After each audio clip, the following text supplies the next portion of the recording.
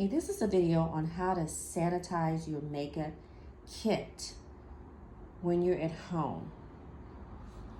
Okay, so you can sanitize your metal surfaces and the outside of your palettes with a couple of things. You can use 70% alcohol. You can put it in a spray bottle and you can mist it on your towel. You can wipe down your surfaces very well. I like to saturate them really well. Get all the gunk and glue off of your scissors. Wipe down the handles really well and wipe down the outside of your containers. You can also use something called C3. It is a hospital disinfectant. Okay? You can spray and wipe down really, really well. It gets all of the gook and everything off of your scissors and off of your tools. Okay? You can also use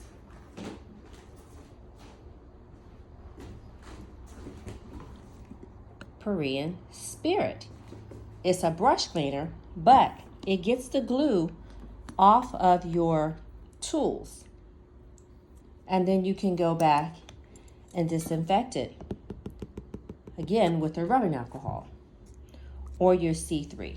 This is to clean hard surfaces.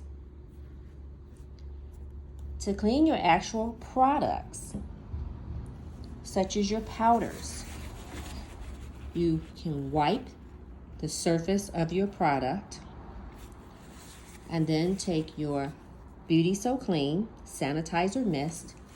You simply spray and you let it dry. I let it sit for like 5 minutes while I'm working on other palettes. I wipe it out really good.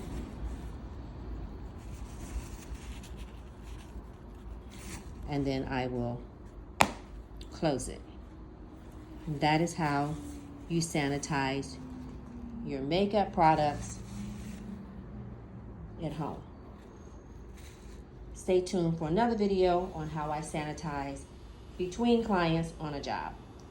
I would suggest going to the CDC's website in order to really learn how to accurately sanitize your products.